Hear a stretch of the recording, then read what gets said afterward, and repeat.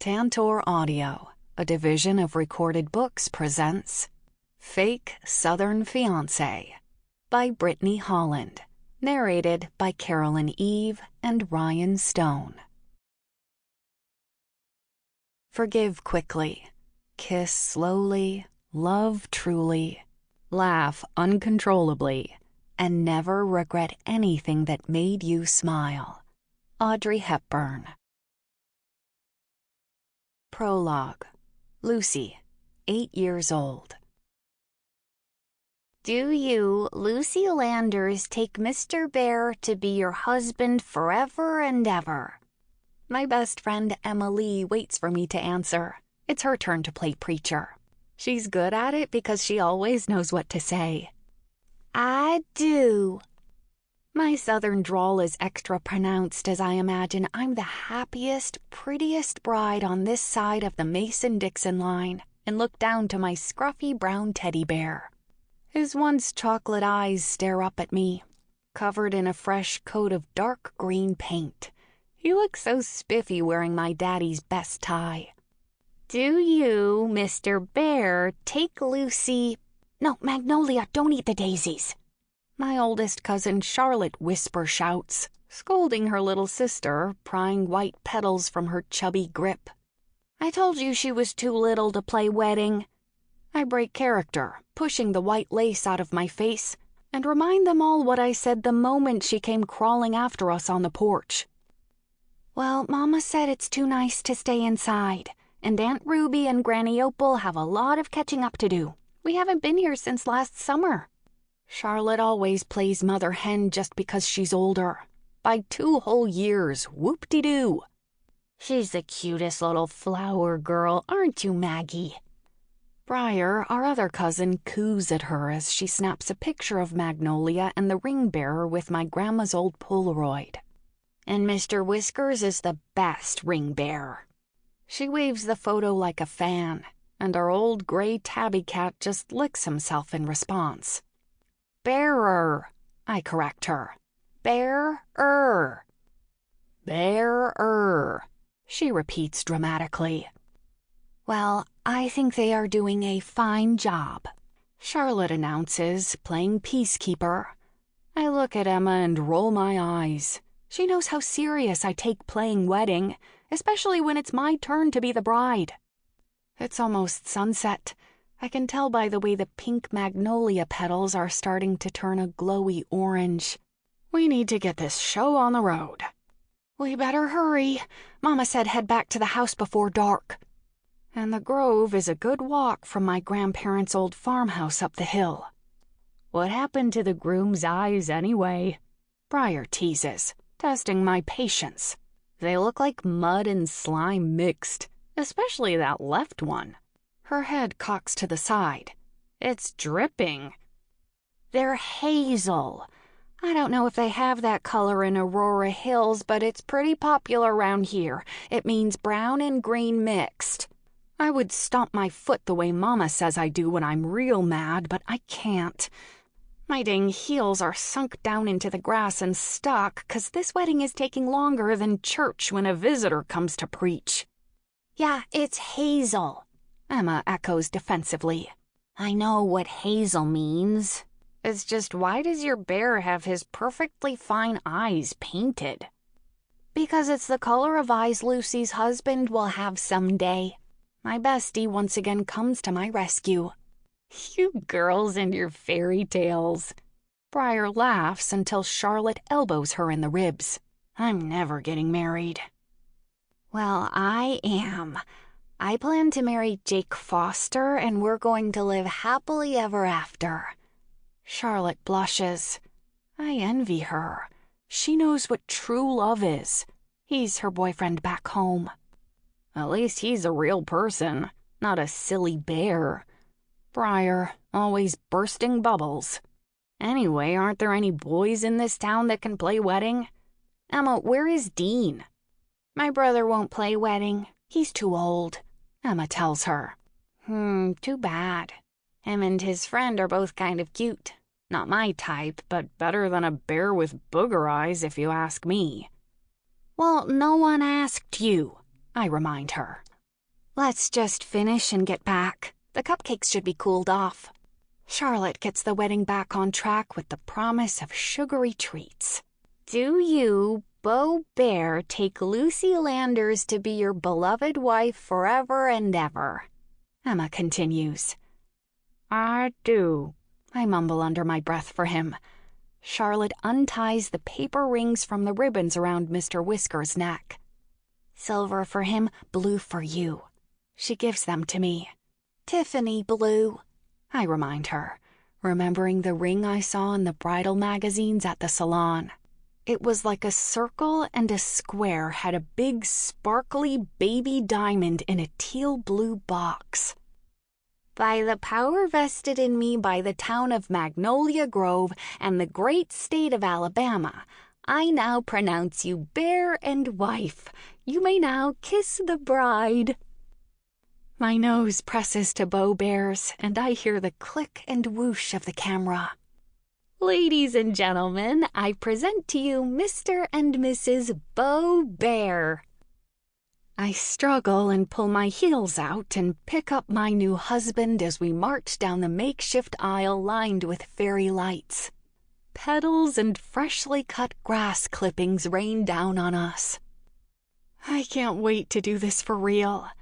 Everyone I love standing in my favorite place in the whole wide world. It'll be magical. We pack up and head in just as the first of the fireflies light up the grove. Someday I will marry my hazel-eyed beau right here at Silver Oaks Farms. I have it all planned. My daddy will walk me down the aisle. I'll be wearing Mama's white lace, standing under the pink petals and twinkling lights. And Emily, you'll be standing right next to me, I swear on my life. I tell her, squeezing her hand as we follow my cousins back up the hill. I even swear it on the Bible. I add with a whisper, knowing my mama would swat me for saying such a thing. I believe you. She squeezes back. Because the only thing I love as much as love, weddings. Chapter 1. Lucy. Here comes the bride. Briar sing-songs as I cross the threshold of the pale pink Victorian house-turned-bridal shop enveloped in nostalgic charm. Hey, you! I adjust the brimming tote bag on my shoulder and hug my cousin. You and that Mary Poppins of a tote bag, she teases, knowing her camera bag is twice this size. But as a wedding planner, you never know what you might need on the first day of forever. Lucy!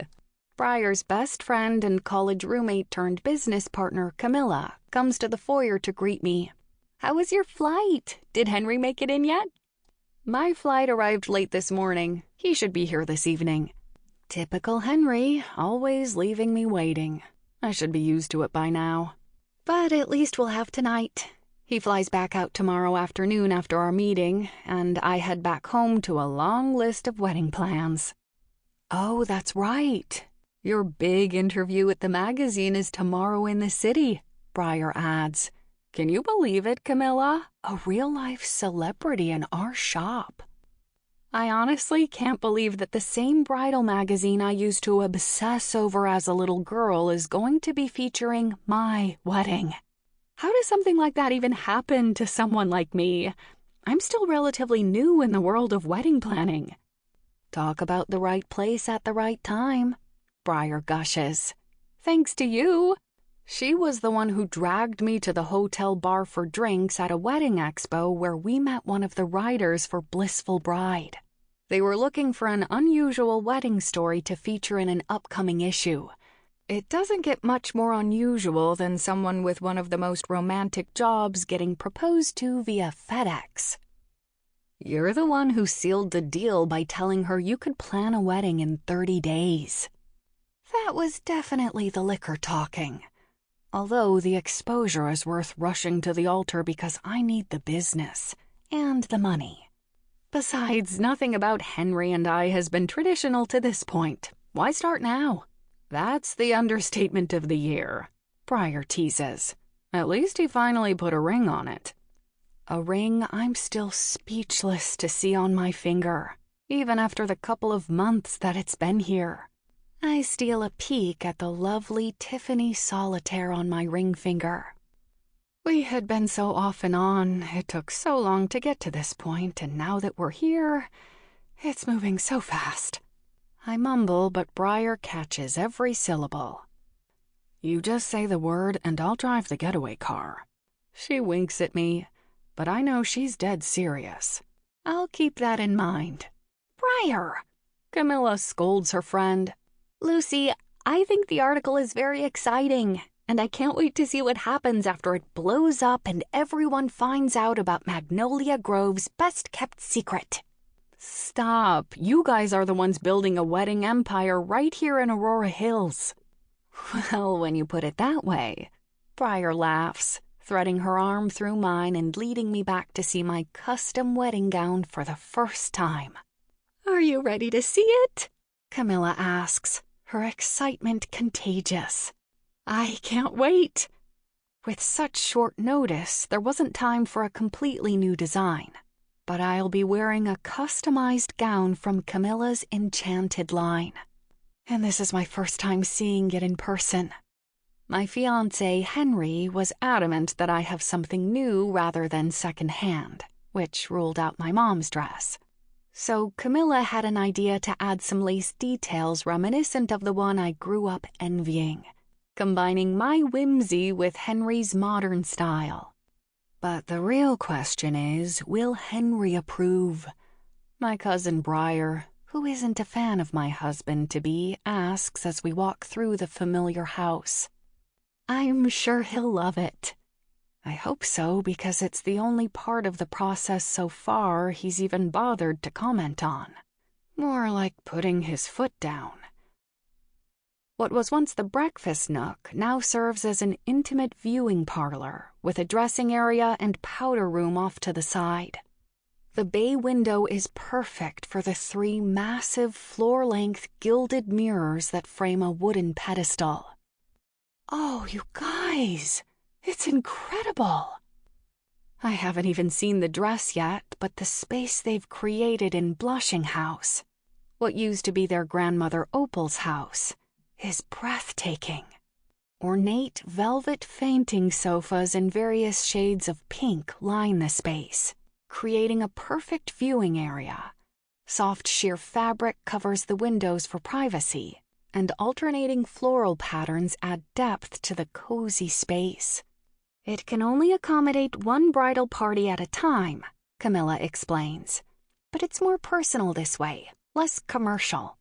It's genius and gorgeous, and I'm so jealous. Maybe I'll come set up shop here with you. This place is a bride's dream. You're always welcome, you know that. Briar stands next to me, putting her arm around my shoulders with a gentle squeeze.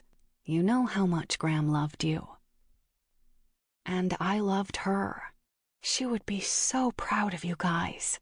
As if on cue, our cousins Charlotte and Magnolia come rushing in. Whew, I thought for sure we were going to be late because this one here had to stop and get an iced lavender tea. Charlotte throws her thumb at her baby sister, who's not so little anymore. The flower girl grew up to be the most sought-after florist in the area, and her sister has been featured on Cake Network for her confection perfection. I guess they learned from the best because their grandmother Opal had a green thumb and a knack for baking. Then again, there wasn't much that she couldn't do. My granny always teased that she got all the good looks, and my Aunt Opal got all the talent. They're really building something incredible here. Charlotte with her bakery right next door, Magnolia with her floral shop in the greenhouse out back, and Briar's photography studio upstairs. But the dress shop is the heart of the one-stop wedding shop. Camilla catches my attention, removing a pale pink garment bag to reveal a long white satin strapless masterpiece, with delicate lace detailing along the train and beading tracing the corset-style top. Oh, wow! It's stunning! A wave of emotion crashes over me, catching me off guard as I step forward. Reaching out, the fabric silky beneath my feather-light touch. 1 minute it's on the hanger, and the next it's hugging my body. Standing on the pedestal, I feel like a princess. My arms resting on my sides as I look at myself from head to toe in the beveled glass. Camilla moves around me, pinning and adjusting the hem. It's a little longer since you're not wearing heels now. I just need to mark this hem. Camilla smiles at me in the mirror. Wait, you're not? Briar speaks up. What about those stunning blue-bottom Betsy shoes you showed me? The vintage-looking ones with the brooch? Well, when I wear heels, I'm almost taller than Henry. I shrug. He thinks it won't look good in the photos. What a waste of perfectly good shoes. Thanks to short man syndrome. Briar replies with a giggle. All that's missing is your veil, Charlotte comments, changing the subject. Always the peacekeeper. You're something old, Magnolia adds. I was rushing and left it behind. Granny was cleaning it for me. I take a deep breath, trying to control the conflicting emotions swirling within me. I wish my mom were here. It slips out, but I'm caught between the sadness of the past and my future happiness. When I pictured my wedding, I never imagined she wouldn't be here for this. Briar, suddenly at a loss for words, dabs the corner of her eyes, although she would never admit it. She would be so happy for you.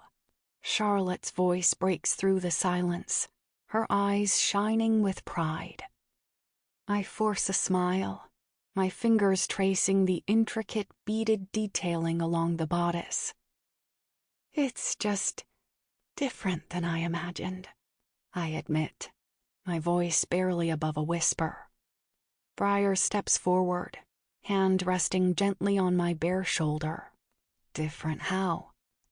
I hesitate, struggling to find the right words to articulate how I'm feeling. I always pictured myself wearing Mom's dress, you know? It was supposed to be my connection to her. But Henry wanted something modern, something that doesn't feel like you. Briar finishes. Camilla moves closer, her eyes filled with understanding. Lucy, we can add more lace if you like.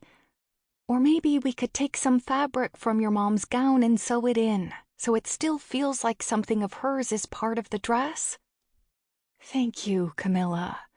I would like that very much. Emotion lodges in my throat. It's a gorgeous gown. It's not that Oh, I know. Please don't think a thing about it. She resumes pinning the hem. Your mom would want you to be happy, Lucy. That's all that matters. Charlotte's words wrap me in comfort. I nod, swallowing back the lump forming in my throat.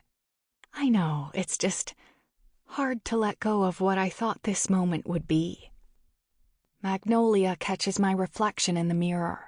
But you still look like a princess, Lucy. Just like when we were kids. Tears prick the corners of my eyes. I better call Emma.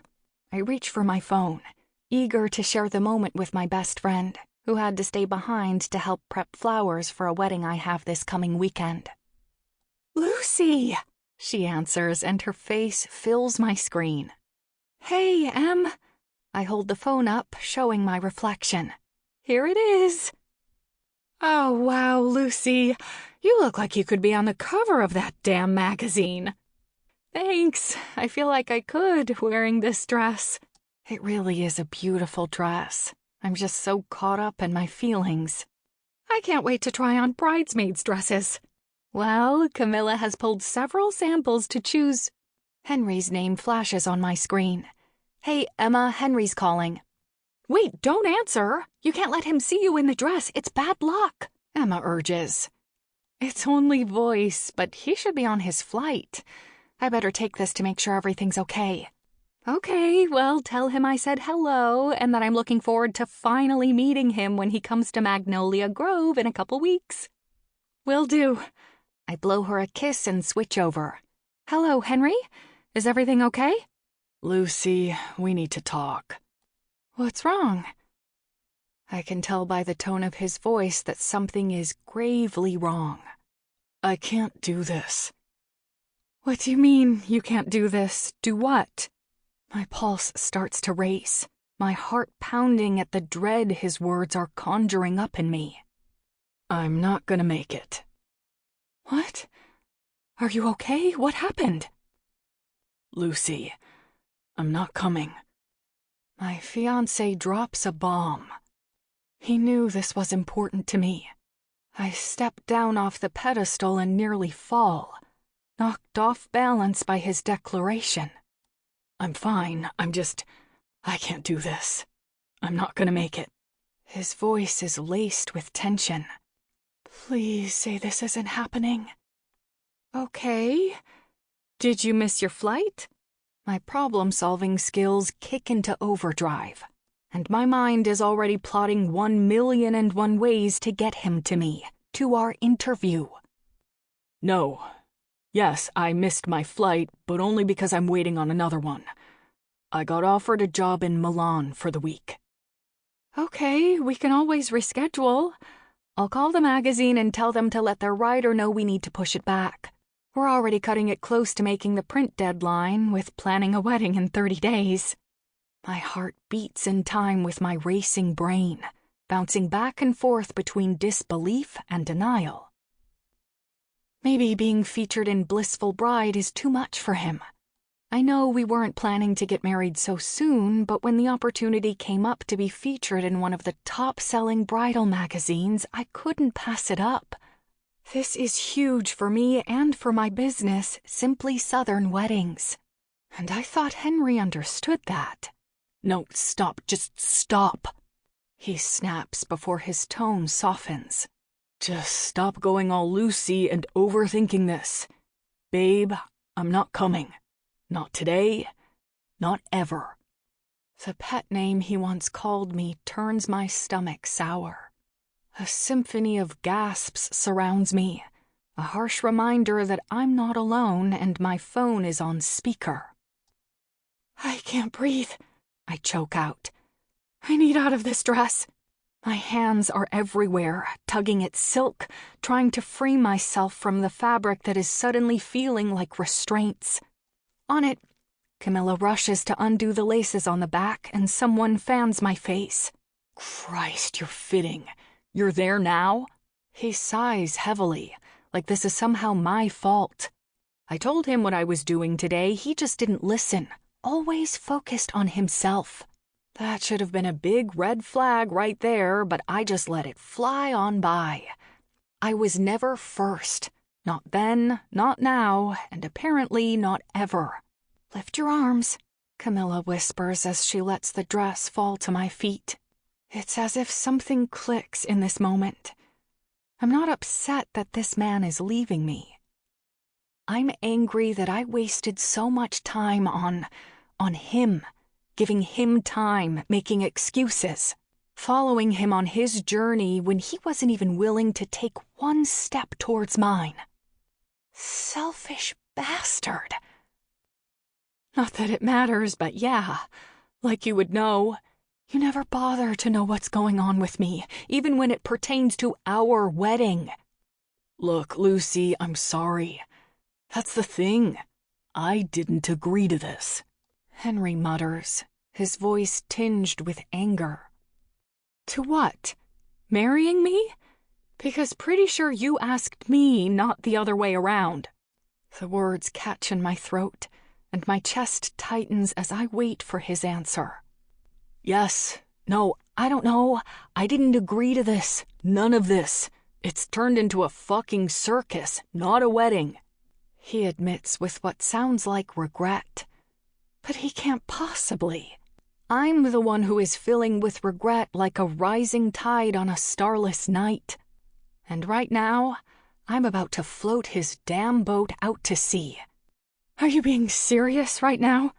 My voice wavers, betraying my attempt at composure as I struggle to grasp the reality of his words. I didn't force him into this. Look, Lucy, you know I love you. I always will.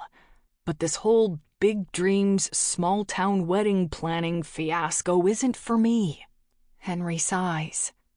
I didn't sign up to be the face of small-town weddings. It's not my brand. You know that. Brand? Unbelievable.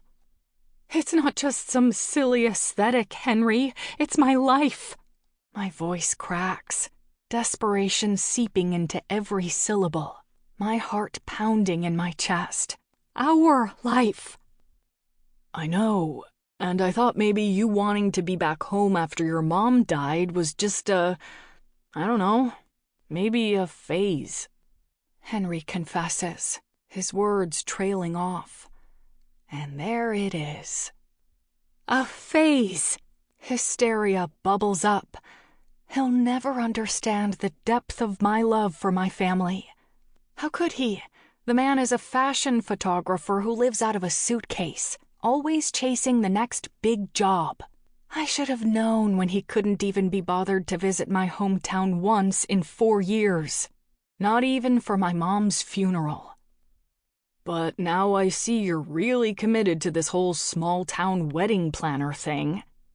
You keep forgetting that part where you proposed to me. You proposing via FedEx should have been my first effing clue as to how heartless you are. The fact that you didn't bother to come home with me when Mom died should have been the second. I know. And to be honest, I thought giving you your dream ring would snap you out of this whole mopey, sweet home Alabama grief thing. That you would come back to me, and we could travel the world like we talked about. How was I supposed to know that giving you a ring would land you a feature article with Blissful Bride? I mean, I should have known because of who I am, and our city meets country wedding could really put you on the map, but I'm already there, babe. And I'm offering you a one-way ticket to come with me. Henry reasons selfishly. Why did you even ask me to marry you? The question hangs in the air, heavy with unspoken pain, my voice trembling as tears threaten to spill down my cheeks, my heart aching with the weight of his betrayal. Honestly, I got tired of waiting around after you left school in Savannah, and then my career took off in Europe. I never expected you to find yourself and start a bridal business in some backwoods town in nowhere, Alabama. I figured a ring would make you see things more clearly and that you would finally come around and see things my way. Henry admits, his words like a knife to my heart, slicing through the fragile threads of hope that this was all a bad dream. More like nightmare. So, let me get this straight. You only want to marry me if I come along and support your career, which, in case you forgot, is because of me. Your connection to the fashion world was from a wedding that I did. And now that things are happening for me and I'm given one of the biggest opportunities of my career, it's ruined because you suddenly had a change of heart. Because I don't want to elope and follow you around the globe like a lost little puppy. I want to get married in Magnolia Grove. It's my dream. It's my home. I plead as anger replaces sadness. I thought the saying was home is where the heart is. Henry counters defensively, always having to have the last word. Yeah, well, obviously that's not with you. My heart shatters into a million pieces as the realization hits me like a sledgehammer. Look, babe, it was good while it lasted. But I'm not interested in the article, and I'm not interested in marrying... Henry's words trail off, met with my silence. One day you'll thank me for this. I promise. He adds. Your promises mean nothing to me. The phone falls from my hand, landing quietly on the puddle of satin fabric at my feet, right next to my broken heart. Now I'm left crying in my wedding dress. Scratch that, a wedding dress. A wedding dress Sample complete. Ready to continue?